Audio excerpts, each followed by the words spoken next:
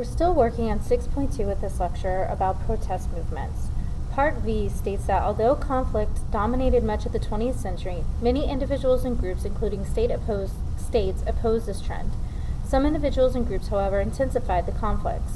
Part A. Groups and individuals challenged many wars of the century, and some promoted the practice of nonviolence. In this regard, we're going to look at three things: Picasso, anti-nuclear movements during the Cold War, and then we're going to talk about Tolstoy, Gandhi, and MLK. Picasso painted his famous Guernica in response to the bombing of a city named Guernica in Spain during the Spanish Civil War. We haven't spoken about the Spanish Civil War, just to give you a little bit of background. The Spanish Civil War was the overthrow of the last monarch of Spain in favor of a fascist dictator named Franco. The fascist troops and Franco were actually supported by the Germans, and the Germans had an opportunity to use the Spanish Civil War to practice some of their war techniques before World War II started. So Guernica was a small village on the border with France, and they are Basque. The people are Basque, and so they speak a different language. The Basque people have often attempted to become separatist. They've wanted to become their own country separate from Spain, but Spain is still holding on to them. Germany and Italy bombed the village on April 26, 1937, and the whole purpose again was just to kind of play with their new weapons. On the next slide, you'll actually see the painting by Picasso. This is in the form of what's called Cubism. Picasso and most of your modern artists like Van Gogh or Dali were pioneers in new forms of art during the modern age. And Picasso was mainly known for his Cubist methods in his painting.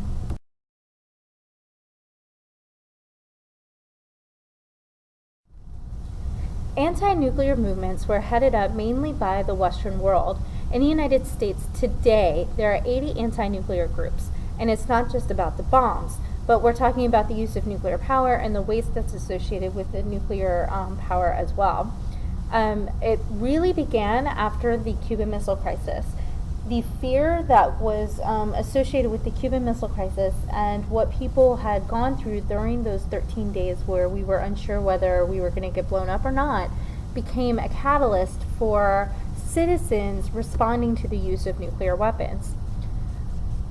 As of to date, the United States has performed 1,054 nuclear tests, and we are the only country in the world who has actually dropped the bomb on anyone. Most of our nuclear tests have been done above ground, and mainly in our atmosphere. In 1962, international legislation, especially in the U.S. government, of course, was involved in this heavily, so that you can't blow things up in the atmosphere anymore. About a year ago, we actually had issues with North Korea testing their nuclear bombs in the atmosphere. $1.38 billion in compensation has been given those involved in any type of testing, the Manhattan Project, any type of involvement in nuclear waste disposal or anything like that, to compensate for the health problems that were associated with radiation, being exposed to radiation. Tolstoy is a Russian novelist who wrote throughout the 1920s. His family left during the Russian Revolution, but all of his stories take place in Russia. His most well-known is War and Peace and Anna Karenina. He was a pacifist, and he was a Christian, and he promoted nonviolence in his writings. Obviously, all of those things are very against what Stalin was doing and what communism was doing as a whole, especially leading into World War II with the rise of fascism and everything else. Tolstoy was very different in comparison to what the politicians were promoting throughout the 1920s and 1930s. He does return to Russia, and he, while it is under Soviet control, and he attempted to educate children, but he often got arrested and often was stopped by the Red Guards. He actually created the idea of a democratic education system in Russia, and today Russia is actually trying to put some of his education policies in place. You guys are very familiar with Gandhi and Martin Luther King Jr. Both taught nonviolent protests would create reform without death. Unfortunately, but ironically, both Gandhi and MLK were both assassinated for their beliefs and for their movements within their individual countries. Obviously, Gandhi spent most of his time protesting control of the British, and MLK spent all of his time protesting against the civil rights movement, protesting against the discrimination of African Americans in the United States. Part B of Roman numeral 5 states that groups and individuals opposed and promoted alternatives to the existing economic, political, and social orders. We're going to be talking about the non-aligned movements, Tiananmen Square, anti-apartheid movements, and then 1968 is such a special year, it gets its own series of slides. The non-aligned movement actually started out as a result of the Cold War.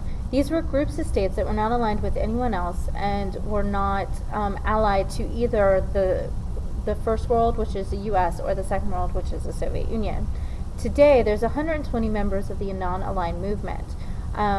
The first members in 1961 included Indonesia, Ghana, Egypt, and Yugoslavia. Castro, who became a member of the non-aligned movement later, stated that the purpose was to preserve the national independence, sovereignty, territorial integrity, and security of non-aligned countries, and their struggle against imperialism, colonialism, neocolonialism, racism, and all forms of foreign aggression, occupation, domination, and interference or hegemony, as well as against great power and bloc politics. Obviously, Castro's involvement with the USSR goes against his non-aligned policies, and it's very difficult in a bipolar world to stay non-aligned, and today it's probably a little bit easier to be less aligned with other countries.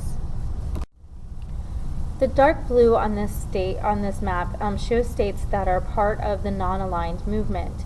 The lighter blue are observer states. In other words, they would like to be part of the non-aligned movement. They don't necessarily have solid alliances with anyone.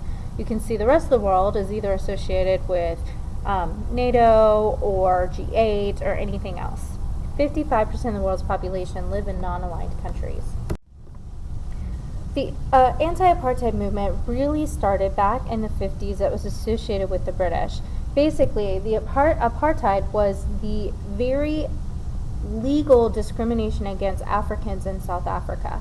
If you were labeled colored, C-O-U-L-E-R-D, in any way, then you had limited access to jobs, education, you had to live in specific areas of town. You also had to carry papers with you all the time showing what clan you lived in, what tribe you were part of. Very, very nasty discrimination.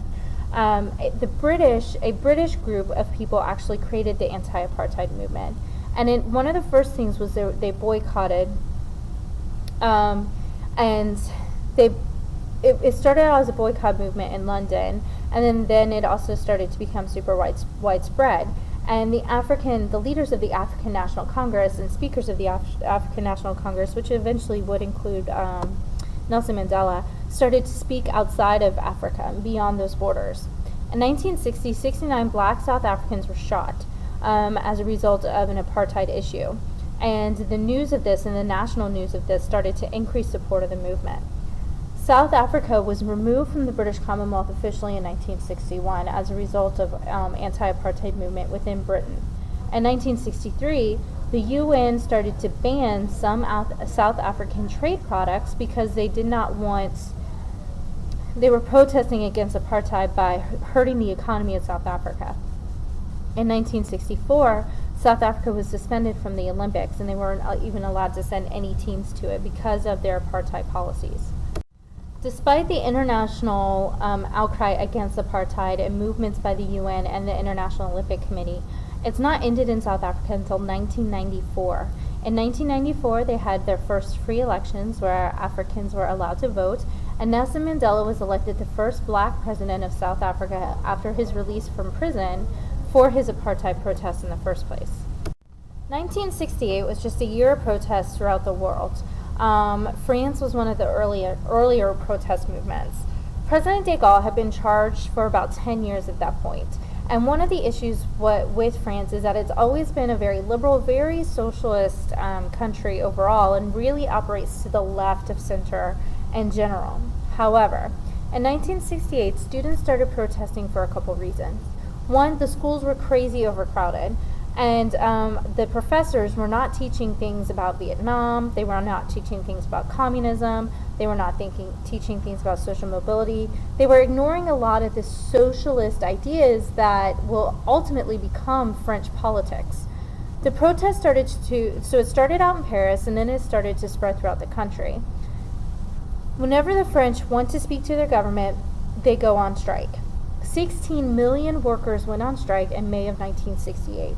The students took over the universities and barricaded themselves into the buildings. This happens a lot. In fact, I've been in Paris 4 times, and on one of those occasions, this was taking place. The entire city was shut down, and the universities were being protected by riot police. The French government actually has a separate set of riot police because it's so common to have riots in France.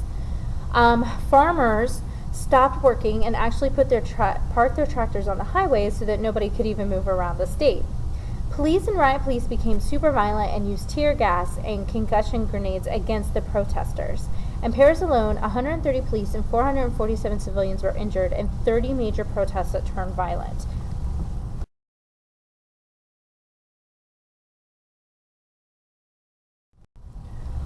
Because the cars in Paris are so small, and this is still the case, oftentimes the protesters would block streets by using cars. They would flip them over, and there's no sense of personal property when it's in the middle of a protest, and nobody really cares. So you can see that in this first picture in a Parisian roadway where they were using the cars to block things. What they were doing was making it difficult for riot police to get to the center of the riots. I've actually seen this happen when I was in Paris a couple years ago. You can see in the bottom right picture, you can see the beginning uses of tear gas.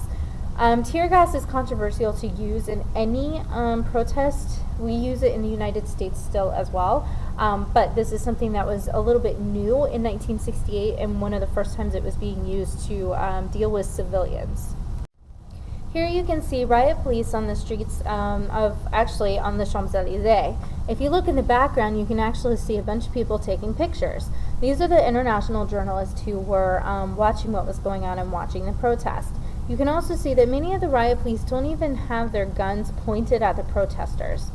Again, the French use violent protests to communicate to their government, and oftentimes the police and the riot police allow the protest to happen simply because that's the way that they communicate with their government. They don't necessarily always want to stop a protest or for a protest to become more violent, causing more civilian casualties. So the French are very unique in this regards. This picture is also along the Champs-Élysées, and you can see that the protesters were protesting with rocks and sticks. They did not have advanced weaponry in their protest. Also, you can see the age group of the protesters. A lot of them were college-age, very young Frenchmen. They were not necessarily upper class. They were generally in the middle class, and what they were protesting does eventually change for France. In 1968, there was a protest that broke out in Prague, in Czechoslovakia. Now, Czechoslovakia was a satellite state to the USSR. Basically, a guy named Dubek became in charge, who was a moderate. He was not really very left. He was not very communist. And so he started to change some policies within Czechoslovakia. He allowed for freedom of the press by getting rid of censors altogether. He actually started meeting with the media himself and was being allowed to be questioned. So the leader of the country was being questioned by press. This is something new for a communist country. So basically, the media starts talking about some of the brutality of the communist rule, some of the work camps, some of the harsh working conditions, the lack of food, things of that nature. Warsaw Pact countries, led by Brezhnev, send in 200,000 troops to stop the moderate movements of Dubek, which included 250 Soviet tanks. So literally, they showed up after midnight. So really in Prague, you went to bed one night, you woke up the next morning, and there was a Soviet tank outside your window. So no one knew they were there. Citizens started to protest in support of the moderate Dubek. When citizens started to die as a result of this, Dubek was arrested and flown to Moscow, and the citizens will eventually back down as a result of him being removed from the country. Obviously, Brezhnev is going to order Dubek's removal from the country. He will ultimately be expelled from the Communist Party, but He would become a leader in Czechoslovakia through the 1989 movements where Czechoslovakia became its own independent country away from Soviet control.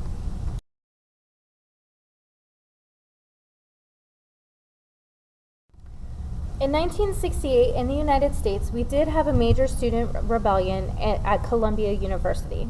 Columbia University was going to take some of Harlem's parkland to build a gymnasium for the university. The idea was that there were these massive grand entrance facing university land and a small door facing Harlem in the back, because the university promised that when they took this land from Harlem that the gym would be open to neighborhood kids. Most students at Columbia University did not like this idea at all.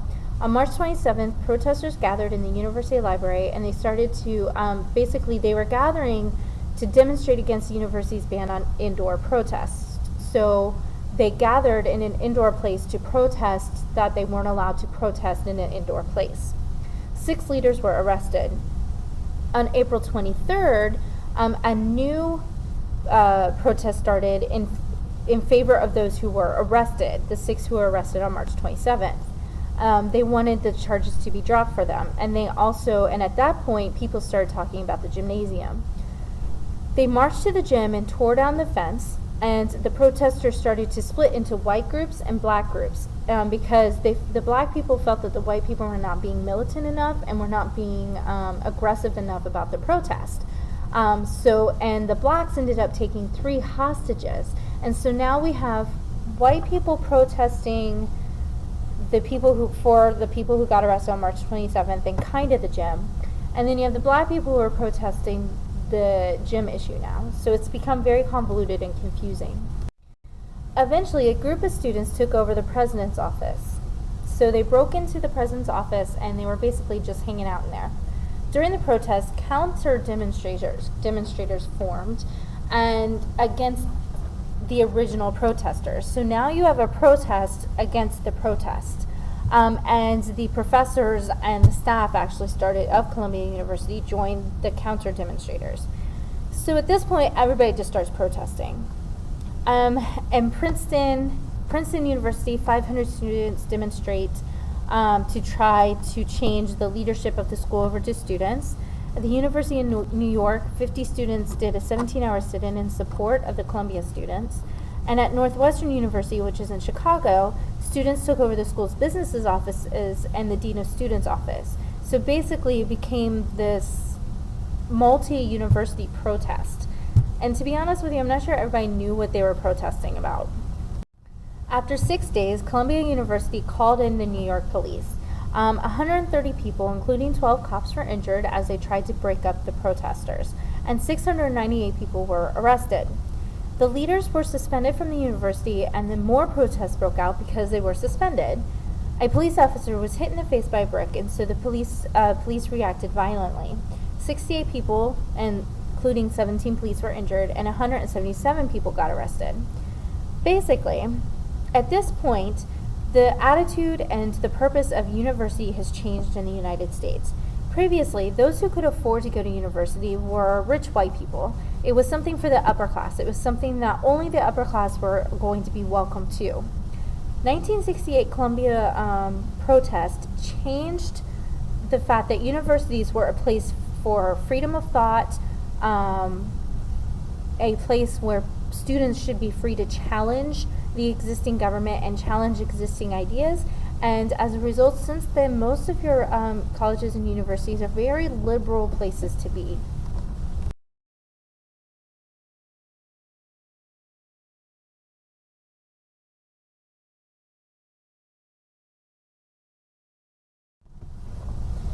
In 1968, the Democratic National Convention was being held in Chicago. Leading up to the convention, things were a little bit tension-filled amongst the Democratic Party itself. McCarthy was very outspoken against LBJ in regards to Red Scare and about LBJ's involvement in Vietnam. LBJ said he wasn't even going to run in 1968. Then Bobby Kennedy was assassinated along the campaign trail, and Vietnam was still going on. So there's all kinds of outside things leading into the National Convention that helped make it more violent. we'll watch film and newsreel footage of what actually happened during the National Convention in class. One of the newest things in the modern age, in the post-World War II era, is the development of this thing called terrorism and the development of the idea of terrorist. There's 3 terrorist groups that the AP wants you to know. We have the IRA, the ETA, and Al-Qaeda. The problem with defining exactly what terrorism is or what a terrorist is that one person's terrorist is another person's freedom fighter. What we think someone who is a terrorist, other people will actually support that person. So, for example, it would be very difficult for any Hindu Indian to say that Gandhi was a terrorist. Okay, was he violent? No. Was he involved in a major change and involved in a leading a movement against the government? Yes. So the official definition, the accepted definition, is that terrorism is a deliberate and systematic use of violence against civilians. So this, in order to be labeled a terrorist, you have to attack civilians. The goal of most terrorists is to advance some kind of political, religious, or ideological cause.